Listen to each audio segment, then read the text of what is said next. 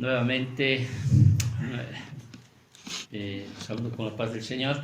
Amén. Seguimos estudiando esta carta a Tito, la penúltima carta que Pablo escribió antes de morir, ¿sí?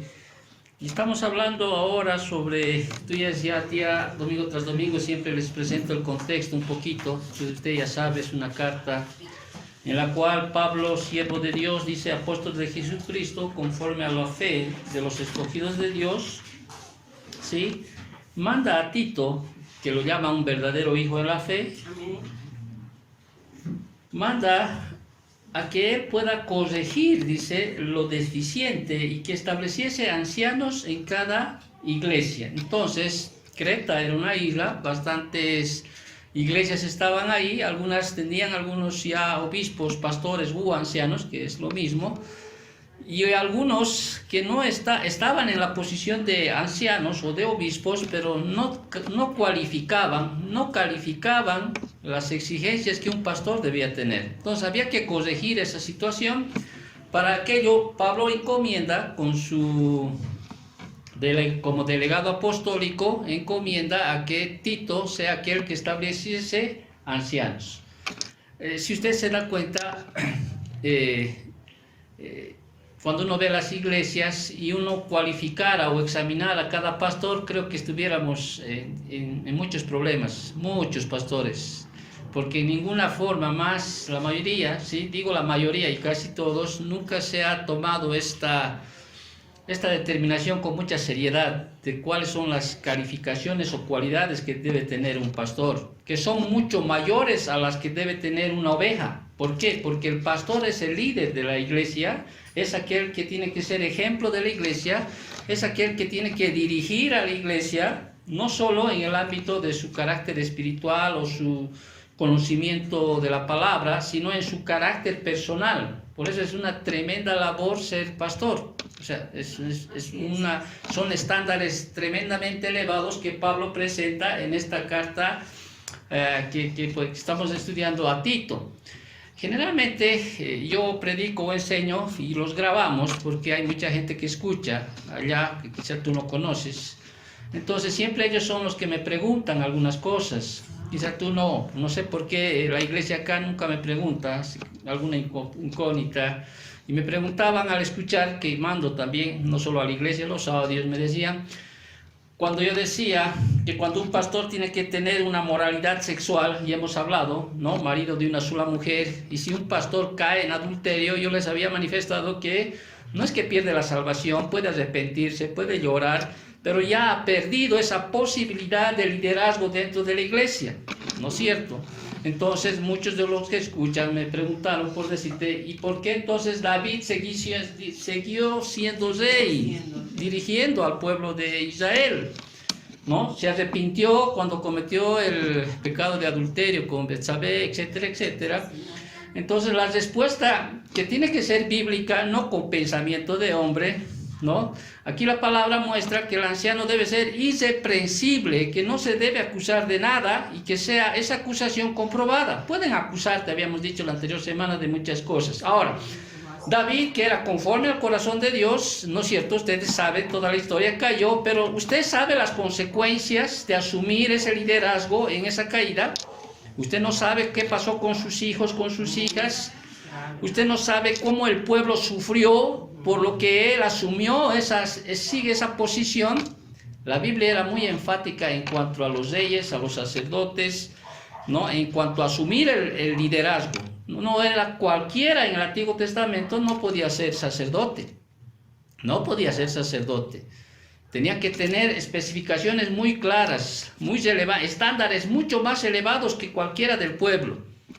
¿No es cierto? Los reyes de la misma manera, ¿sí? Tenían que también tener mandatos o estándares que obviamente ellos no hicieron caso.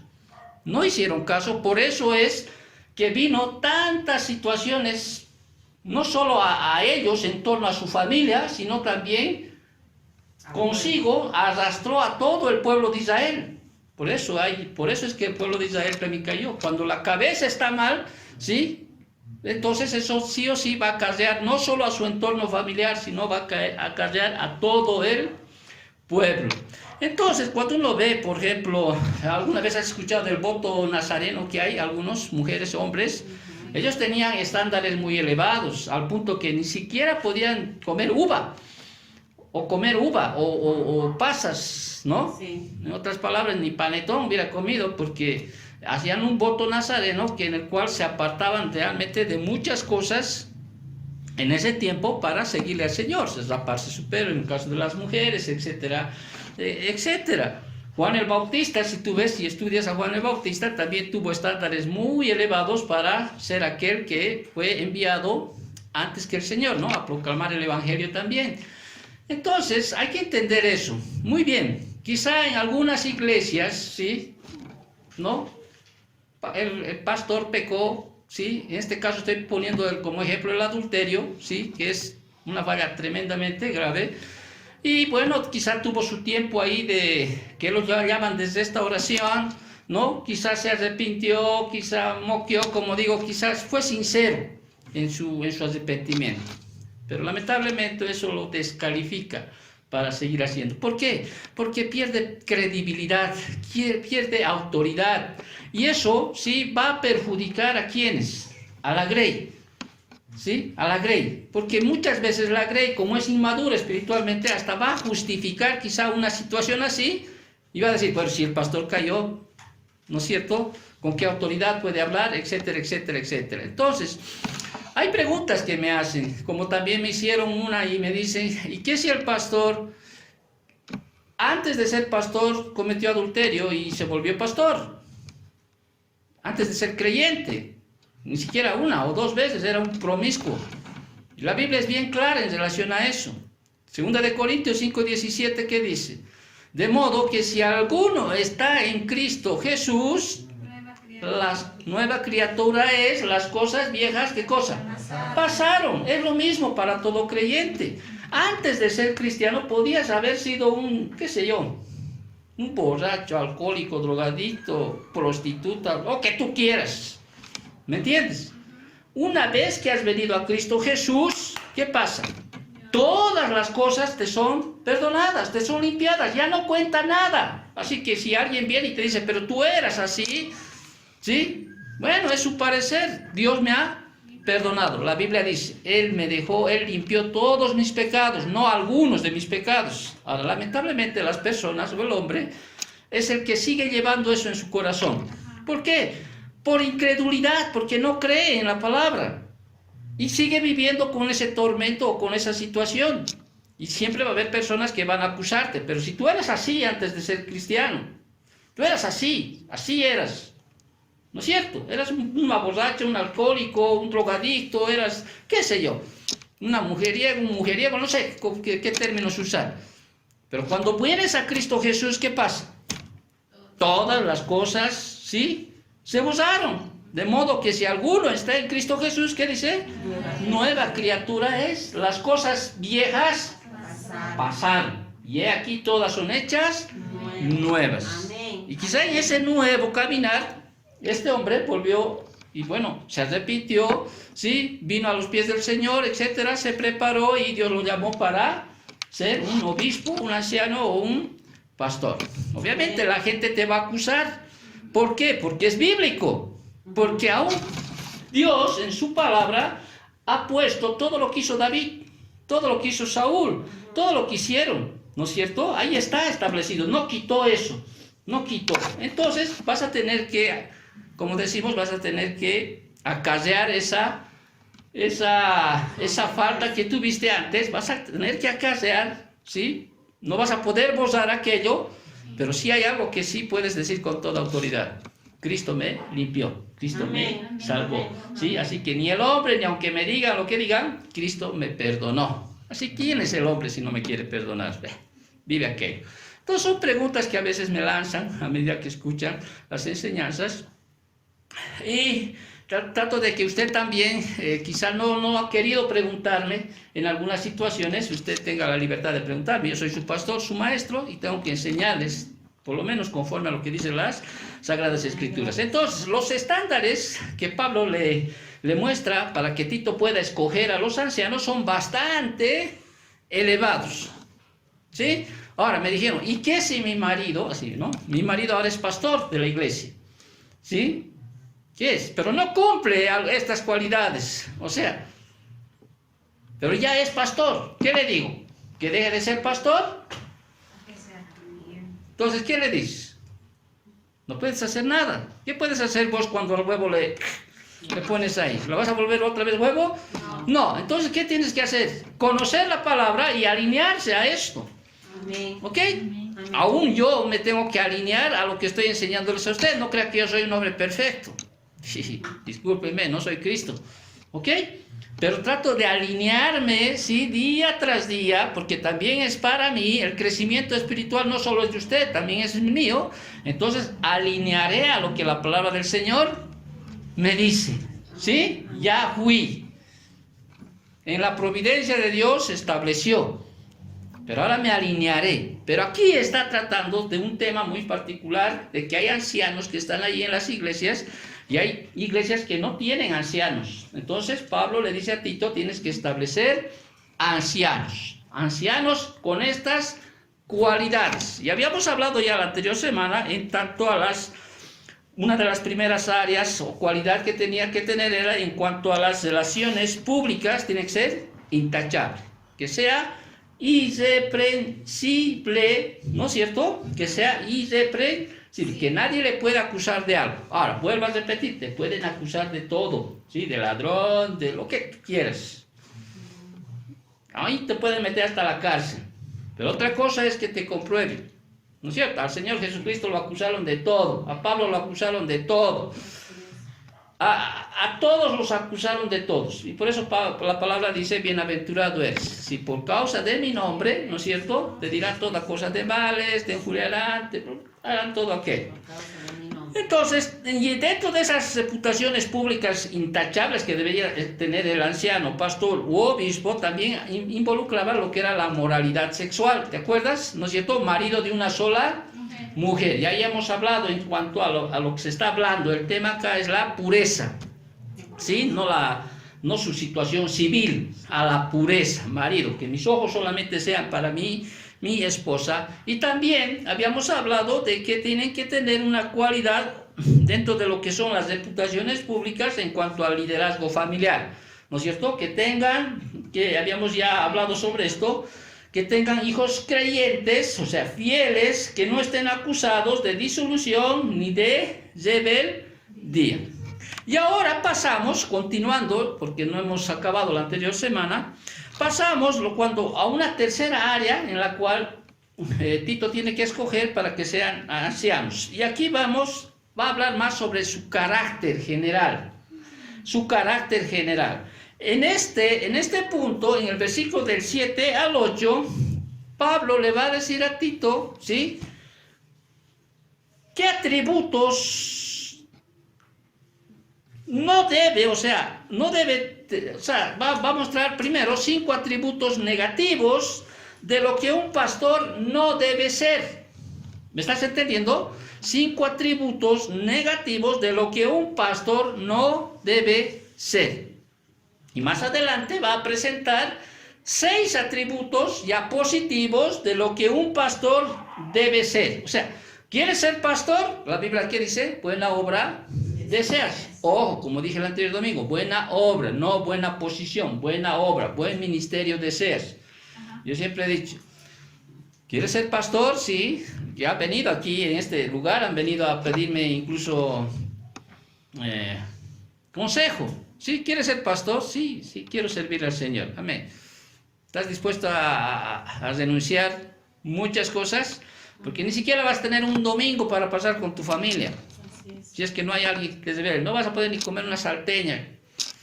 Porque el pastor siempre va a tener que estar ahí. ¿Estás dispuesto a dejar muchas cosas?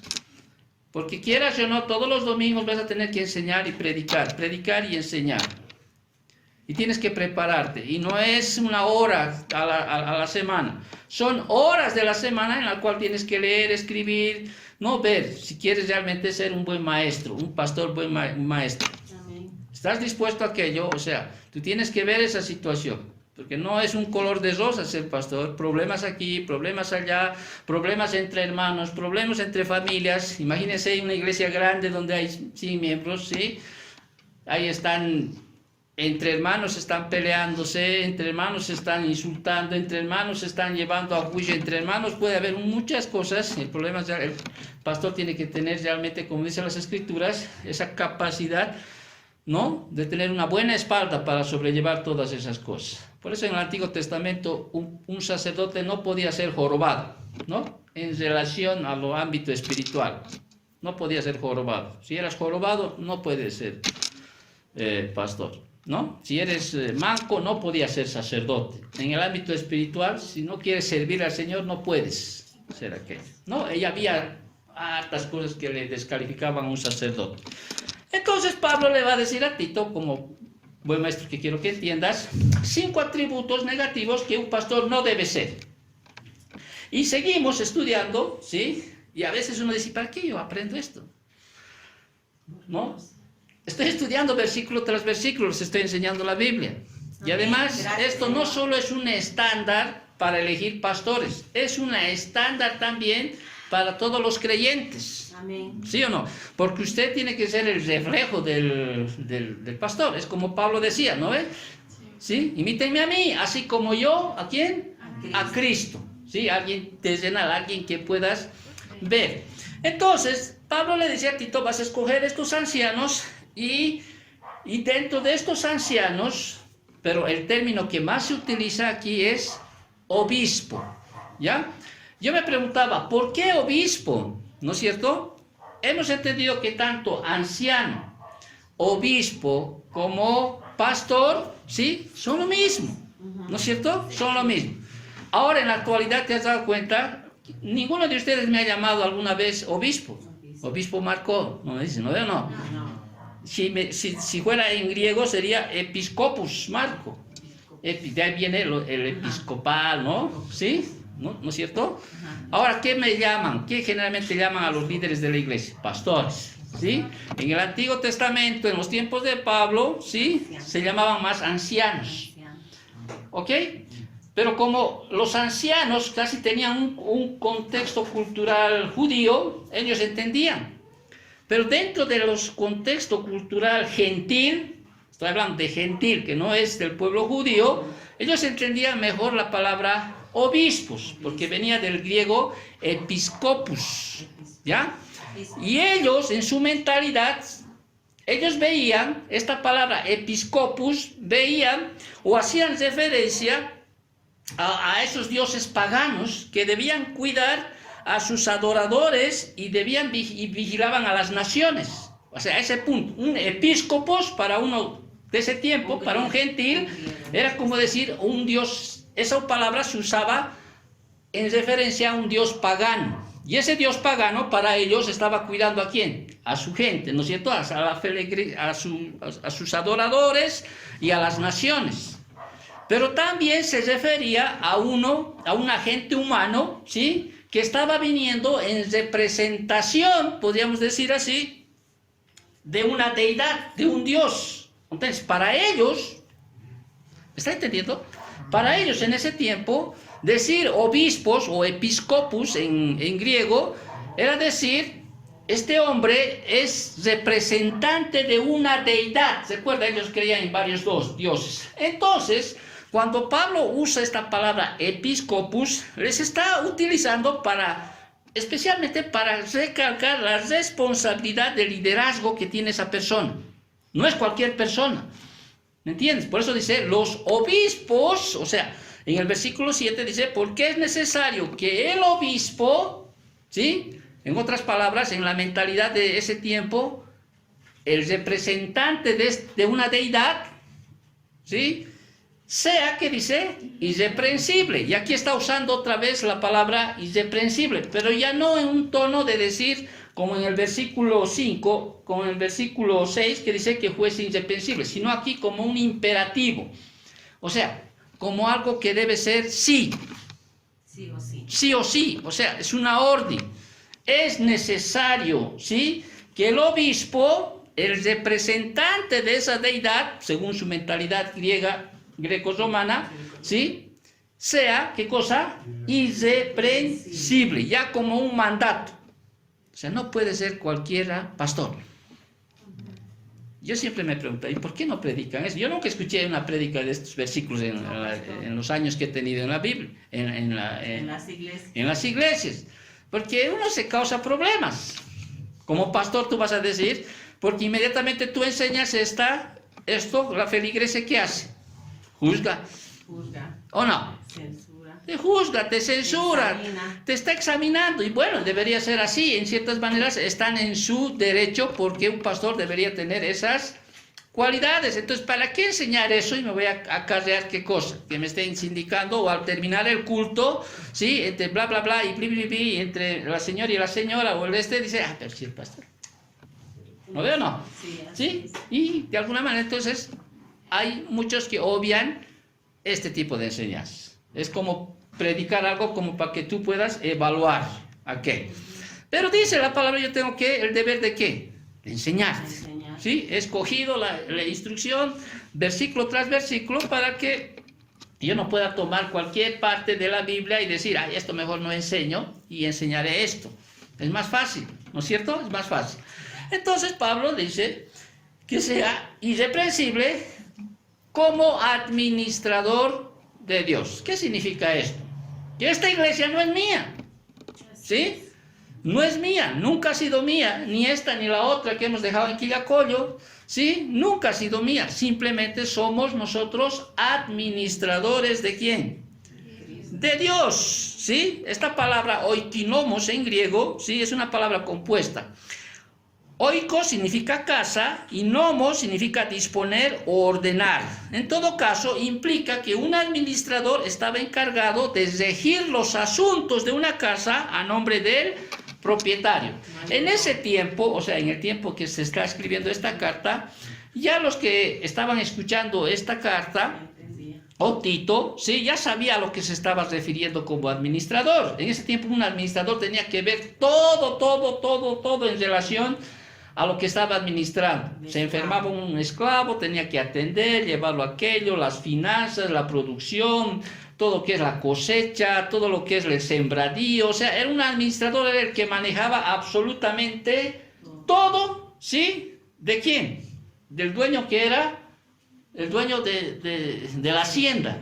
¿Me entiendes? En este caso dice, el obispo, el anciano o el pastor debe ser irreprensible, pero no solo debe ser irreprensible, sino tiene que entender que es un administrador ¿de quién? De Dios. Ahora, como administrador de Dios, ¿no?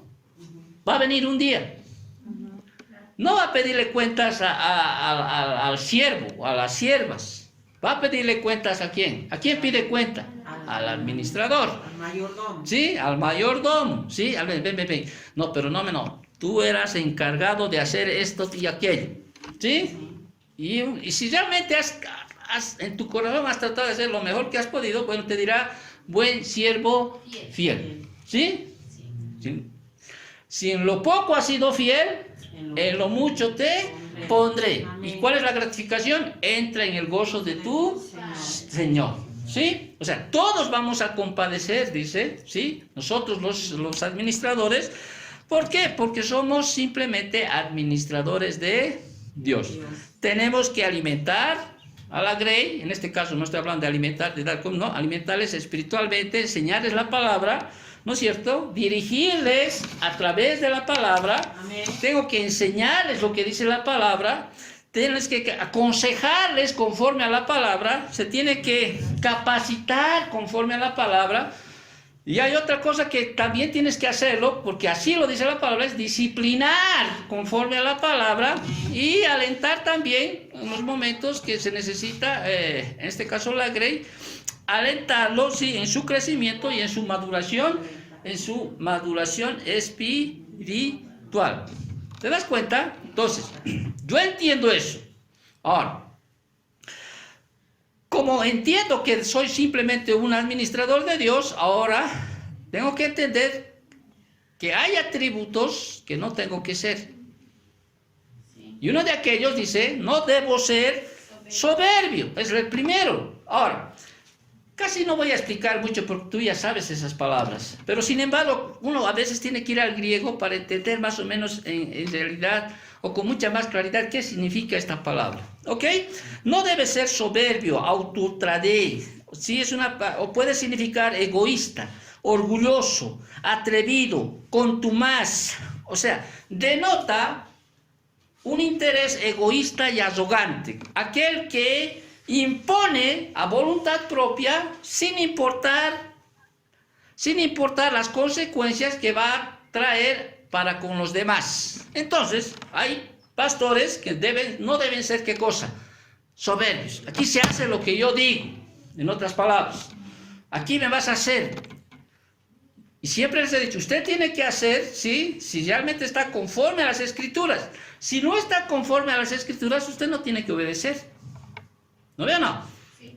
A ver, no, vamos a hacer que el mes, y no hay ni para pagar el alquiler de la casa, ¿sí? Al final de cuentas, los borrachos van a hacer. Vamos a vender cerveza. Es donde se gana. Estoy poniendo un ejemplo. Ajá. ¿Ok? Que lo han hecho. Y el pastor está diciendo eso. Vamos a hacer. No hay ni modo. Ajá. Lo han hecho. ¿Y usted, como oveja, qué va a hacer? ¿Va a decir sí? No. No, obviamente no va a ir a golpearnos. No puedo hacer eso. ¿Sí? Discúlpeme, pastor, pero eso no puedo. Porque es necesario obedecer a Dios antes que a los hombres. ¿Sí? En cualquier asunto que tú tengas un fundamento bíblico que te parece que está mal, no es pecado, usted no tiene la autoridad para hacerlo. La única autoridad para hacer es la que cosa, la palabra. Pero el pastor no tiene que ser, aquí le dice, soberbio. ¿Sí? No tiene que ser soberbio. Y es más, Jesús enseñó aquello, ¿no es cierto? Hay muchos que creen que ser pastor es estar por encima de los demás, lo cual no es bíblico. Porque ¿qué dijo el Señor? Aquel que quiera ser mayor entre vosotros, sea él menor. Porque el Hijo del Hombre no ha venido para ser servido, sino para servir. Es como cuando le propusieron Santiago y Juan, la mamá de Santiago y Juan, ¿se acuerdan? Al Señor, sí, que en tu reino se siente uno de mis hijos a la derecha y el otro al lado a la izquierda. Y Jesús le dice, mujer, ¿qué cosa estás pidiendo? ¿No? El que quiera ser mayor entre vosotros sea el que se haga menor, el que sirva. En controversia de lo que dice que no debe ser soberbio. Amén. Ahora, otra segunda cosa que le dice, Tito, tienes que escoger a los pastores o a los ancianos, y este pastor no tiene que ser iracundo. O sea, iracundo. En otras palabras, el líder calificado para ser pastor no debe ser iracundo. Y esta palabra iracundo es, para que tú entiendas, es ese hombre irritable, colérico, avinagrado, ¿sí? Irascible, entre los sinónimos que hay. Entonces, ojo, aquí no se refiere a un pastor que explosiona a veces ocasionalmente. No se está refiriendo a aquello. ¿Me entiendes? Porque puede explosionar en algún momento, aunque eso no es bueno. No es bueno, pero puede explosionar. Sino aquí se está refiriendo a una propensión continua al enojo. ¿Sí? Que su vida sea continua al enojo. Se enoje hasta de subir al micro. ¿No? Se enoje de todo. Que si está aquí más, que si está aquí menos, y empieza, o sea, ser un hombre así tremendamente iracundo. Entonces, por eso dice, ¿te acuerdas en 2 de Timoteo 2:24? Ahí decía, porque el siervo del Señor no debe ser contencioso, sino amable para con todos, apto para enseñar, sufrido. Entonces, un pastor no puede ser iracundo. ¿Sí? No puede ser iracundo. Amén. Tampoco un líder calificado no debe ser dado ¿a qué? Al vino. Y realmente esta palabra vino a veces hacen un mar de explicaciones cuando la Biblia es tan fácil, no es tan fácil, sino que te explica tanto. Nosotros entendemos que el vino, conocemos el vino como una bebida alcohólica, ¿no es cierto o no? Así es. Pero en ese tiempo, tú sabes que el griego era más más rico, podríamos decir. Cuando se hablaba de un vino que era alcohólicamente, o sea, con porcentaje alcohólico elevado, se usaba una palabra específica en griego. Cuando el vino era medio alcohólico, como wine, más o menos, se usaba otra palabra. Pero cuando se usa también el vino, ¿sí? Se usaba una palabra griega que indicaba qué cosa, simplemente un jugo de fruta, o sea, el jugo de la uva, que no tenía grado alcohólico. Porque muchos agarran de aquello, pero Jesús convirtió el agua en vino, ¿no? Sí, para que se facen. Pero hay esa palabra vino, es una palabra usada en la cual se identifica a eso como un jugo de fruta de uva. Lo que tomamos nosotros, ¿okay? Que no ha sido macerado, o sea, no ha sido, no se ha fermentado en nada. Entonces, esta palabra no dado al vino, viene de dos palabras, dos palabras griegas, palabras compuestas. Para, dice al, significa, y oinos, vino. En síntesis significa literalmente al lado del vino o en la presencia continua del vino. En otras palabras, el vino no debe hacer compañía al siervo de Dios. Ahora, quiero que entiendan un poquito. Cuando Pablo está escribiendo esto en el Nuevo Testamento, no había el agua potable que nosotros ahora tenemos, tratadas como ese mapa, sino que el agua era impura. Venía de la tierra y siempre tampoco había alcantarillado y todas esas cosas, y había lugares donde el agua estaba contaminada. Y lo que se hacía era que al agua le ponían 1 a 2 partes de vino para desinfectar el agua. O sea, 8 partes de agua con 2 partes de vino. O muchas veces ponían 10 partes de agua con 1 parte de vino. Lo mezclaban, ¿para qué? Para desinfectar aquello. Por eso Tito es que se enfermó. Empezó a tomar el agua sin esa partecita del vino. Bueno, dicen eso, ¿no? Muchos eruditos. Timoteo empezó a tomar, no sé, solo el agua sin nada de esa partecita de vino que desinfectaba, ¿no? el agua, y empezó a enfermarse del estómago. Y Pablo por eso le dice, toma un poco de vino. Te aconsejo que tomes vino. O sea, en el sentido de que no sigas tomando agua que está contaminada o no está desinfectada. ¿Ok? Ahora, pero aquí, cuando está hablando aquí Pablo, este pastor cuando está diciendo no dado al vino, está hablando pues específicamente de ese hombre que ya está en un estado de adicción al vino. O sea, que le gusta tomar. ¿Sí? Que le gusta llegar a tomar y hacer que su mente se disipe. O sea, no tiene que tener una mente clara el pastor.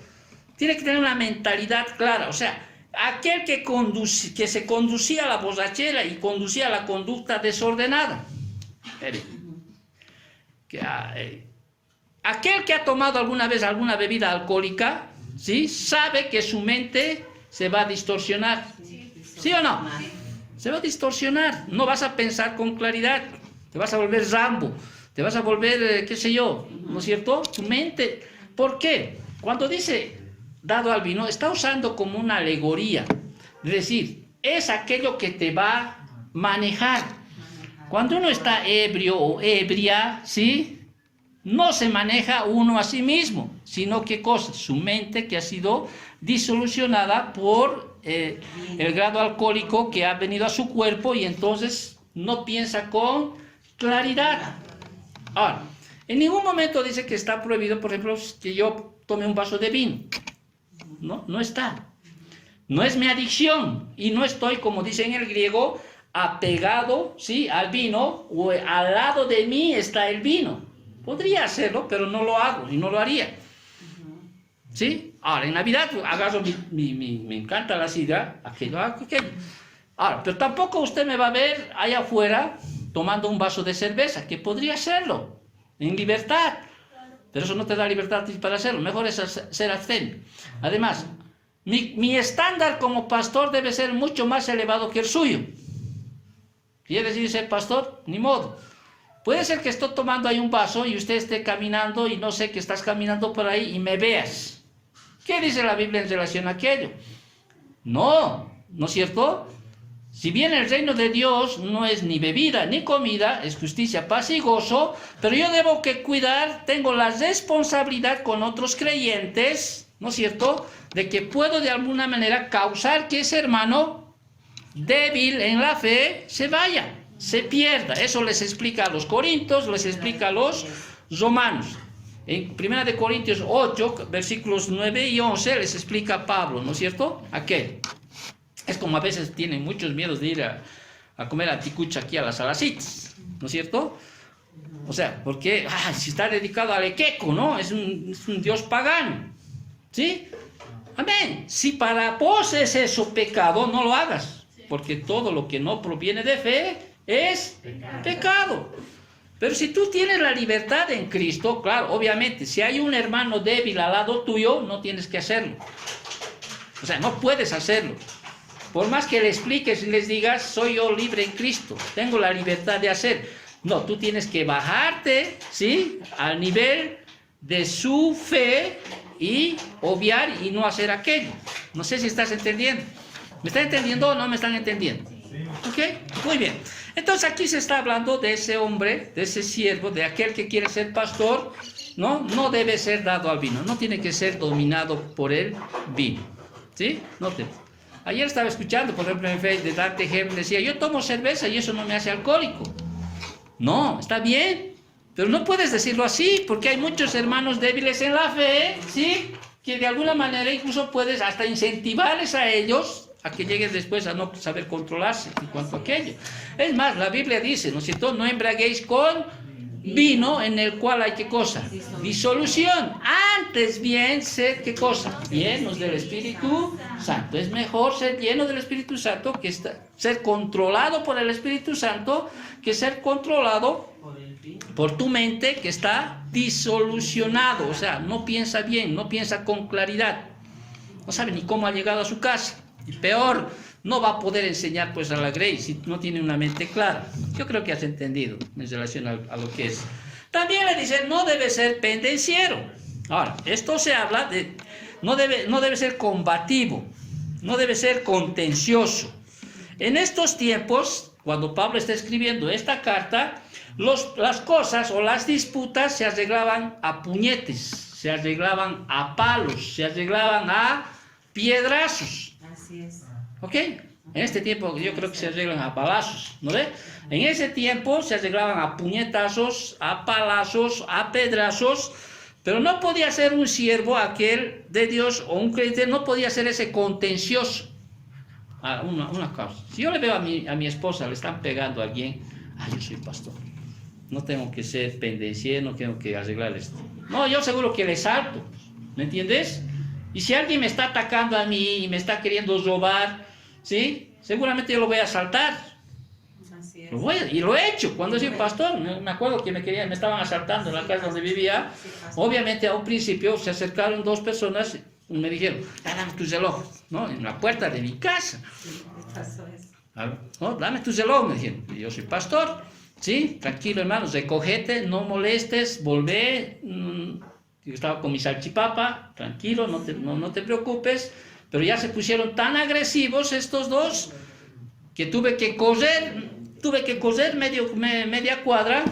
Claro, uno cogió más que el otro, entonces al que cogió más que el otro lo tuve que tumbar al suelo a puñetes, ¿sí? Soy franco, soy honesto, tuve que tumbarle al suelo porque si los dos me venían en uno, seguro que me pegaban. Tuve que tumbarle a uno.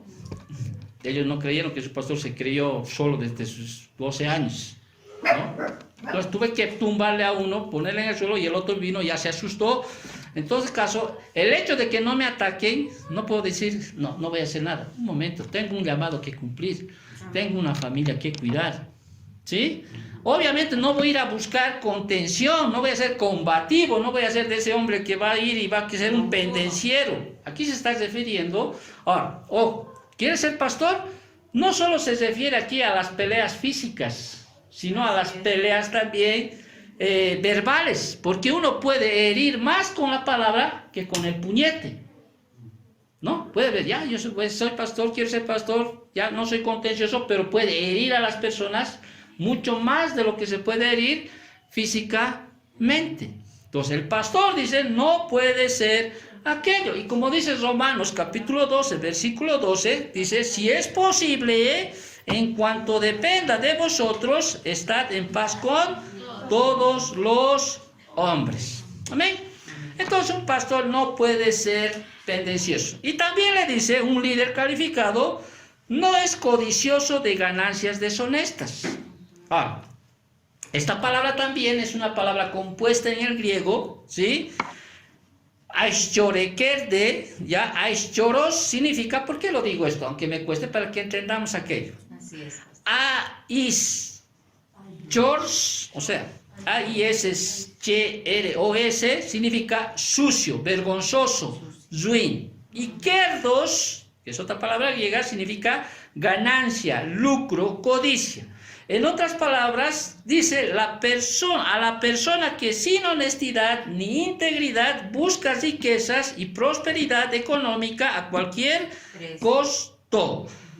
Ahora, ojo, todo pastor, anciano, obispo tiene derecho a ganarse la vida para su sustento y de su familia. A ver, si yo no trabajara, ¿de qué viviera? ¿Tengo derecho a ganar? Sí. Ahora, hay principios que en la Biblia tengo que enseñarles. Y Pablo era así. Y decía, Jesús, ¿qué decía? Todo obrero es digno de su salario. ¿Sí? Todo obrero es digno de su salario. En 1 Corintios, capítulo 9, versículos... Vámonos a 1 Corintios, capítulo 9, versículos 11 y 14... Dice así, si nosotros sembramos entre vosotros, nosotros, dice Pablo, lo espiritual, es gran cosa si segaremos de vosotros lo material. Versículo 14, así también ordenó el Señor a los que anuncian el Evangelio que vivan del Evangelio. ¿Sí? Amén. Y habíamos aprendido en la primera carta a Timoteo, cuando dice, todo anciano debe ser tomado digno de doble honor. Y aquí dentro del contexto honor está involucrando de tener un salario dentro de la iglesia. ¿Por qué? Pues uno no puede decir, yo no soy. Ahora, en ese tiempo que se está escribiendo, obviamente, ¿te acuerdas en Timoteo? En las cartas a Timoteo, había personas que se hicieron pastores, o sea, falsos maestros, que lo llama Pablo, ¿sí? Que ellos se pusieron en la posición de pastor por ganancias deshonestas, o sea, por quererse hacer ricos. Es lo que se ve, ¿no es cierto? Por eso se predica más el evangelio de la prosperidad. Ese es el evangelio de la prosperidad, siembra y cosecha, que es un principio bíblico el sembrar y el cosechar, sí, pero ¿cómo lo hace? En función a qué lo hace o qué busca para aquello. Entonces, en ese tiempo estaban pastoreando porque, como dice primera de Timoteo, capítulo 6, versículo 5, dice, disputas necias, hombres corruptos de entendimiento, privados de la verdad, que toman la piedad como fuente de ganancia, apártate de los tales. ¿Sí? Te toman. Entonces, todo obrero, todo aquel que predica el evangelio, es digno de su salario. ¿Ok? Tienes que entender esto. Pablo decía a los corintios, a los filipenses les decía, cuando va a Filipenses capítulo 4, dice, bien haces esto, bien haces por hacer esto. Cuando le trajeron las ofrendas a Pablo, bien haces esto. Y más adelante en el versículo 17 les dijo, no es que yo esté buscando dádivas, le dice, no es que yo esté buscando que ustedes den, que ustedes ofrenden. No es aquello, porque he aprendido a vivir, les dice, ¿no es cierto? En abundancia, en necesidad. He aprendido, todo lo puedo en Cristo que me fortalece. Pero más adelante dice, mi Dios suplirá todo lo que os falte en Cristo Jesús, aquellos que realmente honran, ¿sí? Con sus ofrendas a sus pastores y maestros. Son principios que no puedes eludir. Aquí no es que, mira, pastor, te cuento que no me alcanza para mi alquiler, ¿sí? O no quiero ya vivir en alquiler, así que voy a hacer mi casa, no voy a poder dar nada a la iglesia. Y a veces creen que el pastor es más bueno que Dios. Entonces el pastor puede decir, Dios, yo les entiendo, no tienen, pero vos no entiendes. Tu palabra dice, hay un principio bíblico en tu palabra. ¿Qué hago? A veces cometen ese error muchos de los feligreses. Creen que el pastor es más bueno que Dios. No, Dios ha establecido en su palabra, ¿qué cosa? Principios, ¿sí? Por eso dice en su palabra, aquel que predique el evangelio también viva del evangelio. Obviamente, Pablo, por ejemplo, ¿sí? Porque había tanto les indicaban a Pablo que Pablo estaba en el ministerio por asunto de las ofrendas y los diezmos, así que Pablo dejaba aquello y se ponía a hacer todo, se ponía a trabajar. Obviamente que él decía, ¿no es cierto? No es que yo no les pido porque no tengan necesidad, ¿no? No es que yo pida por aquello. Bien haces cuando haces aquello. ¿Por qué? Porque es un principio de Dios. Dios estableció. Jesús dijo, todo obrero es digno de su salario. A mí me da pena cuando un pastor, de verdad me da pena, y conozco pastor, que solo vive del pastoreo. Y da pena porque realmente depende de lo que le dan y de lo que no dan en las ofrendas y a veces tiene que hasta lidiar con la autoridad de la palabra para que no se vayan o para que den. Y a mí me duele cuando escucho, por ejemplo, de este pastor, me duele que realmente dependa de eso, porque él se sume en su interior y empieza a doler y dice, es que de esto vivo, y ya es hasta casi anciano, ¿sí? Ya no puede ni siquiera tomar una nueva rienda, ¿no? Un nuevo trabajo, y realmente me da ganas hasta de ir a su iglesia y decirles, aquí está, lo que dice el Señor, usted tiene la responsabilidad de...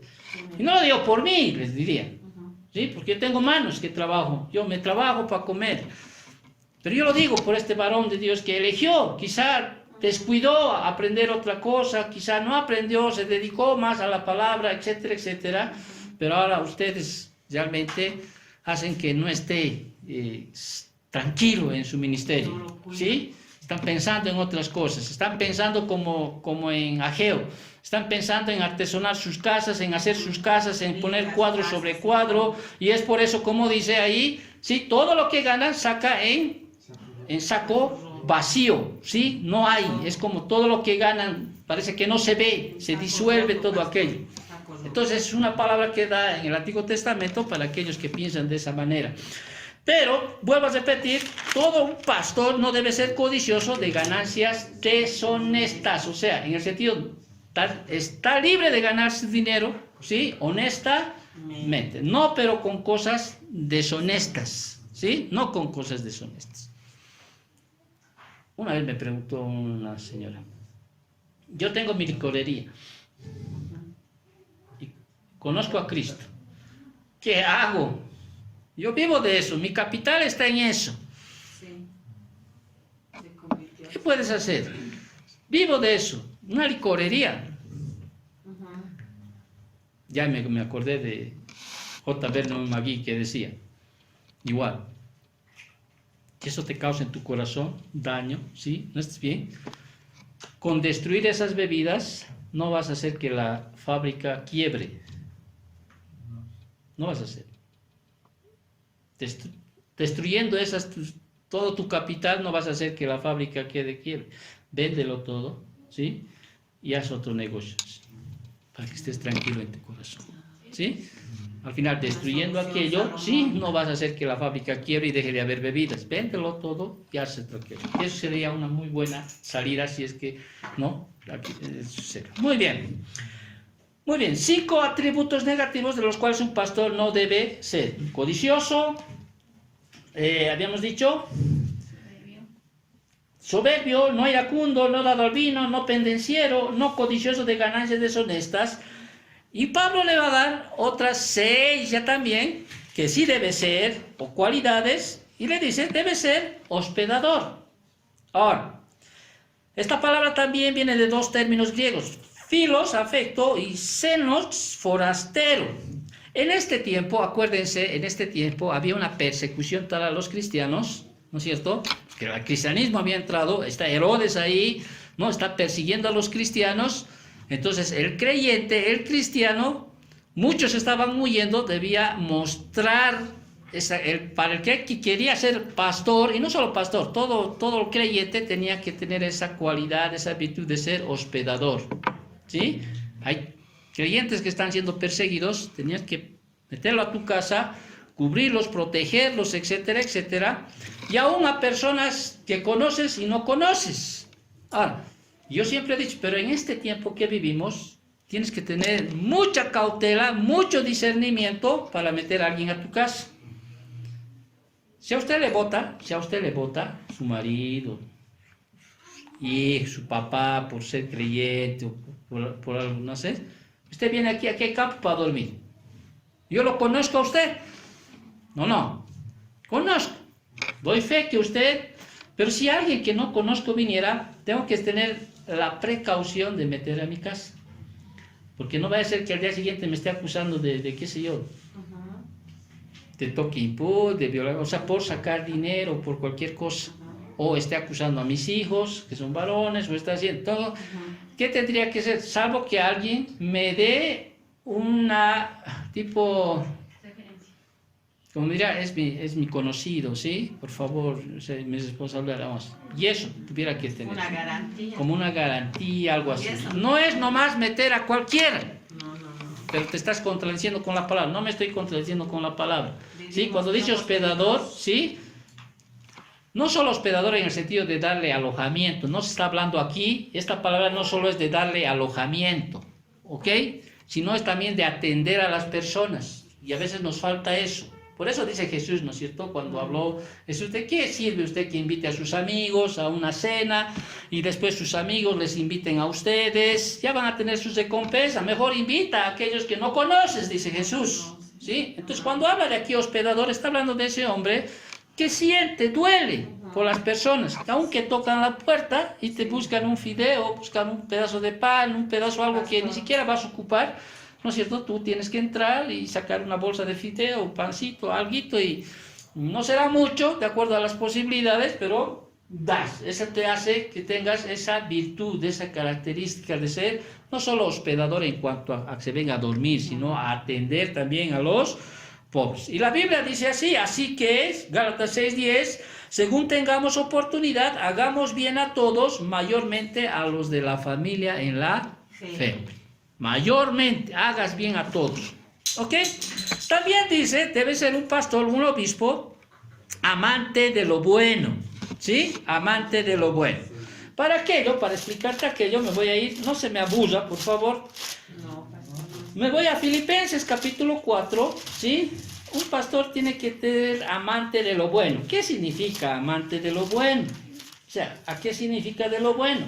En Filipenses capítulo 4, versículo 8, dice así: por lo demás, hermanos, todo lo que es verdadero, todo lo honesto, todo lo justo, todo lo puro, todo lo amable, todo lo que es de buen nombre, si hay virtud alguna, si algo digno de alabanza, en esto pensad.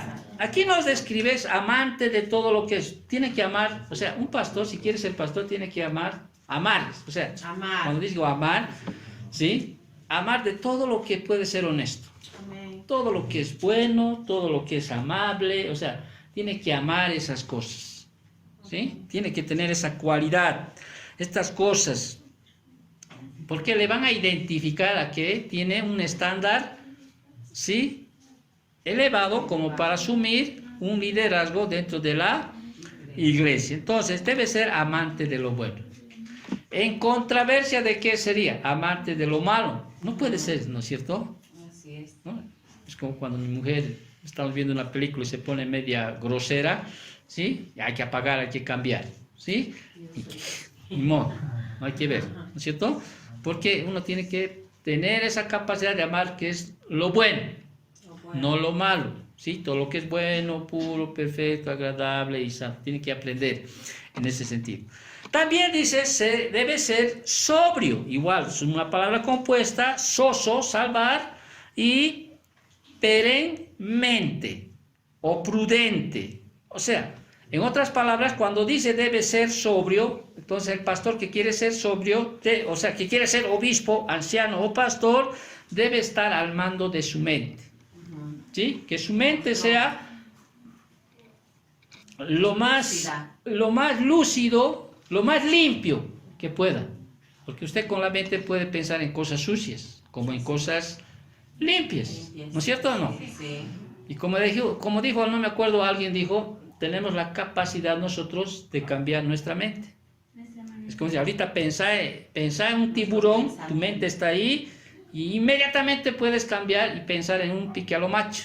Tenemos la capacidad del hombre de cambiar nuestra manera de pensar, ¿no es cierto? Puedes estar pensando en cosas malas, porque a veces vienen cosas malas, pero tú tienes la capacidad de cambiar esa mente, ese pensamiento, ¿no es cierto? Cambia.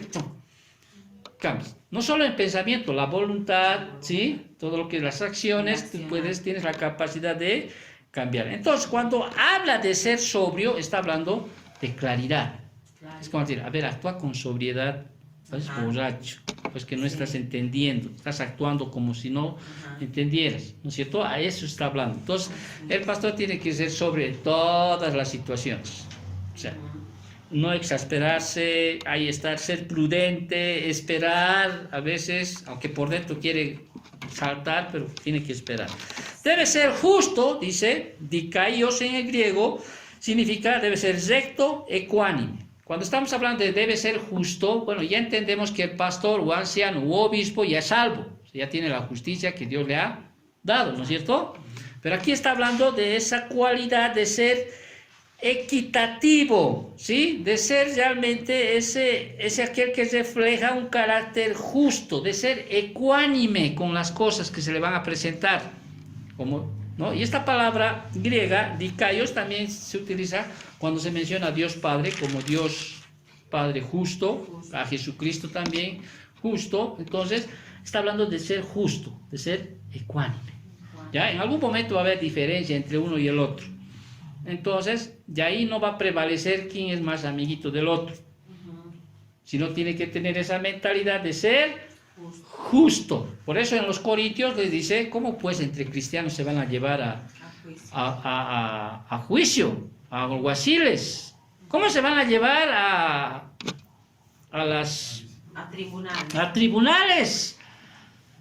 No puede, eso les decía, ¿te acuerdan? Cuando estudiamos los Corintios, no pueden, tienen que arreglar ahí dentro de la iglesia, ¿sí? Y el pastor es el que tiene que tener esa mente sobria, tiene que ser justo y decir, y los ancianos, el pastor ahí presentar la solución al problema. Ahora, obviamente, ¿sí? Si no hubiera un arreglo dentro de la iglesia, porque primero dice deberían arreglar dentro de la iglesia, ¿ok? Bueno, después pues, conlleva llevarse a los tribunales, ¿sí? Porque a veces no aceptan el veredicto. Todo depende de cómo lo ven la autoridad del pastor, del anciano, del obispo. ¿Cómo agarran el liderazgo? En ese tiempo, cuando Pablo utiliza esta palabra obispos, ¿sí? Ellos tienen mucho más una mentalidad de decir, él es un representante de una deidad, o sea, él es un representante de Dios mismo en este caso, tiene autoridad, ¿sí?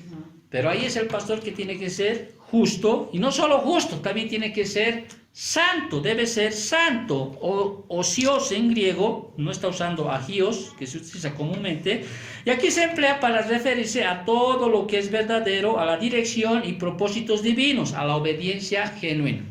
Posicionalmente somos santos, ¿sí? Pero cada día, ¿sí? Debemos caminar en santidad, ¿sí? Y el pastor tiene que tener esa cualidad de ser justo y santo, porque ¿con qué autoridad te va a pedir a la Grey a que vivan en santidad? ¿No es cierto? Sí, pastor, si tú estás saltando más peor que yo te veo. ¿Con qué autoridad va a ir y va a disciplinar? Entonces tiene que tener una vida también santa, como todos los creyentes. Y por último, ya terminando, ¿sí? Debe ser dueño de sí mismo. ¿Qué significa aquello? A veces los pastores, obispos o ancianos, generalmente se muestran o muestran a los demás su parte externa. ¿Ya? Usted conoce más quizá mi parte externa, porque usted no entra a mi pensamiento. Usted no entra a lo que yo pienso por dentro. ¿Ok? ¿Sí? Quizá usted ve solo en mí, ¿no? Parte externa.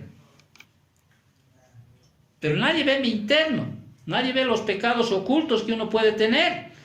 Pero si voy a asumir ese liderazgo, esa responsabilidad que es muy grande en el Señor, tengo que ser también dueño de sí mismo, o sea, no solo en lo externo, sino también en lo interno.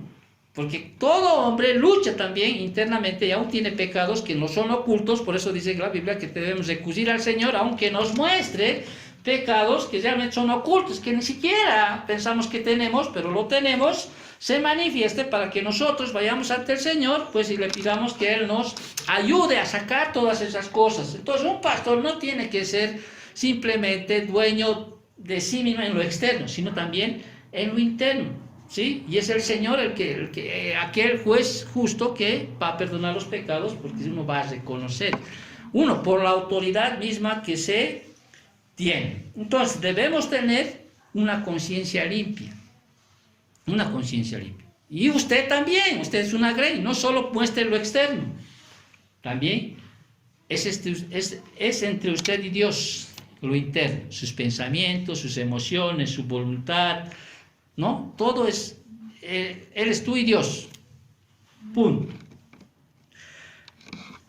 Y lo dejamos para la siguiente semana, cuando dice aquí hay una de las áreas también en el cual si quieres ser pastor, obispo o anciano, tienes que tener una habilidad para enseñar. ¿Sí? Es una habilidad para enseñar.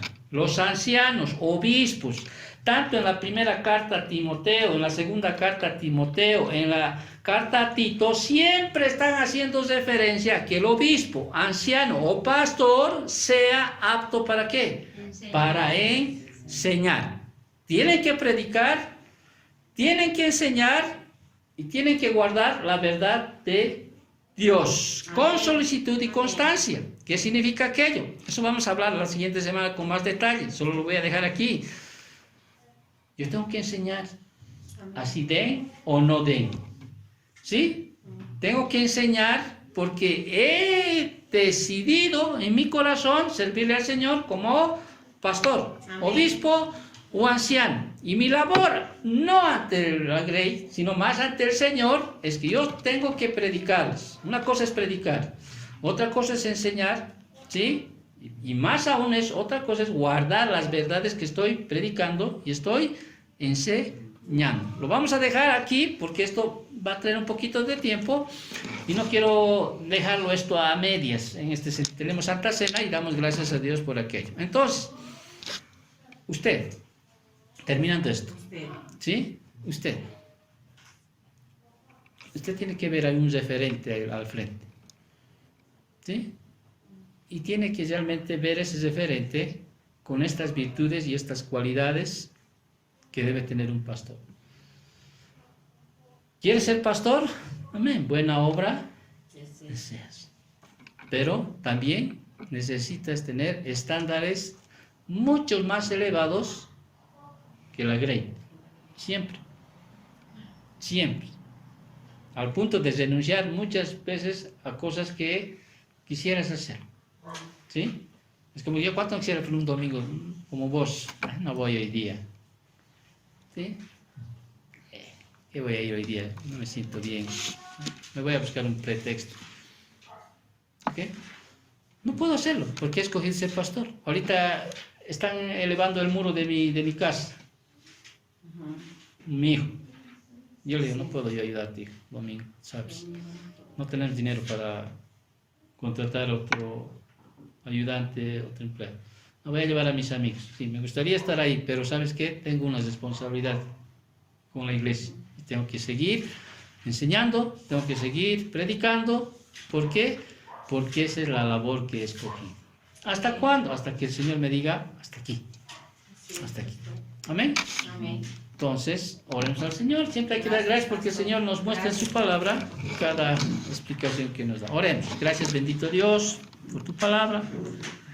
Señor, te damos gracias porque cada domingo, Señor, aprendemos algo más de tu palabra. Y hoy, Señor, no es solo para el pastor o para aquellos que anhelan ser pastores, sino también es para toda la iglesia, Señor, estas virtudes, estas cualidades que deben también, Señor, perseguir, papito. Gracias, Señor, por tu palabra. Asimismo, Señor, ya de antemano te agradecemos por las ofrendas que dejamos, porque son principios, Señor, que tu palabra ha puesto y ha determinado, bendito Dios. Gracias, Señor, por aquello. Tú no eres deudor de nada, como dice tu palabra. Tú no olvidas nada de aquello.